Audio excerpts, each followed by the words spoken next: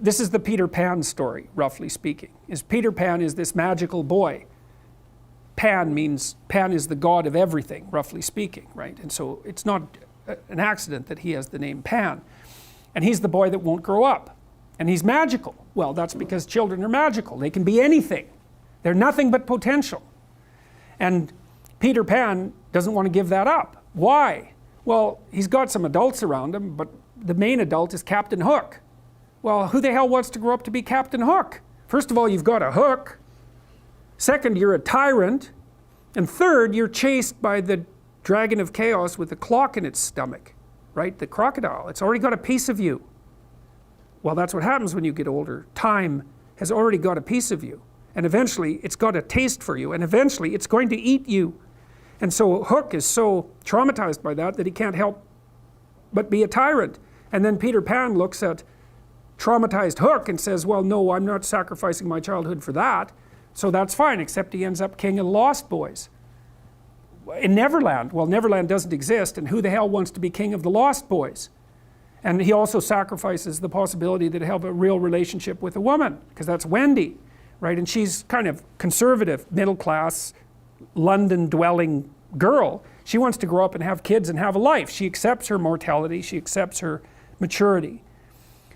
Peter Pan has to content himself with Tinkerbell. She doesn't even exist. She's like the fairy of porn. She doesn't exist. She's the substitute for the real thing. And so, but the dichotomy that you're talking about is very tricky, because there's a sacrificial element in maturation, right? You have to sacrifice the pluripotentiality of childhood for the actuality of a frame. And the question is, well, why would you do that? Well, one reason is it happens to you whether you do it or not. You can either choose your damn limitation, or you can let it take you unaware when you're 30, or even worse, when you're 40. And then that is not a happy day. And I see people like this, and I think it's more and more common in our culture, because people can put off maturity without suffering an immediate penalty. But all that happens is the penalty accrues, and then when it finally hits, it just wallops you. Because when you're 25, you can be an idiot. It's no problem. Even when you're out in a job search, it's like, well, you don't have any experience and you're kind of clueless. It's, yeah, you're young, it's no problem. That's what young people are like, but they're full of potential. Okay, well, now you're the same person at 30. It's like people aren't so thrilled about you at that point. It's like, what the hell have you been doing for the last 10 years? Well, I'm just as clueless as I was when I was 22. It's, yeah, but you're not 22. You're an old infant, right? And that's an ugly thing, an old infant. So part of the reason you choose your damn sacrifice, because the sacrifice is inevitable, but at least you get to choose it. And then there's something that's even more complex than that in some sense, is that the problem with being a child is that all you are is potential, and it's really low resolution. You could be anything, but you're not anything. So then you go and you adopt an apprenticeship, roughly speaking, and then at least you become something. And when you're something, that makes the world open up to you again.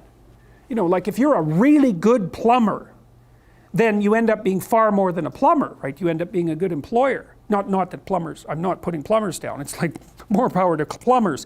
They've saved more lives than doctors. So, hygiene, right? So, if you're a really good plumber, well, then you have some employees, you run a business, you train some other people, you enlarge their lives, you're kind of a pillar of the community, you have your family. Once you pass through that narrow training period, which narrows you and constricts you and develops you at the same time, then you can come out the other end with a bunch of new possibility at hand. And Jung talked about that. He thought that part of the proper path of development in the last half of life was to rediscover the child that you left behind as you were apprenticing. And so then you get to be something and regain that potential at the same time. Very, very smart. Well, he was very, very smart. So that's very wise thing to know.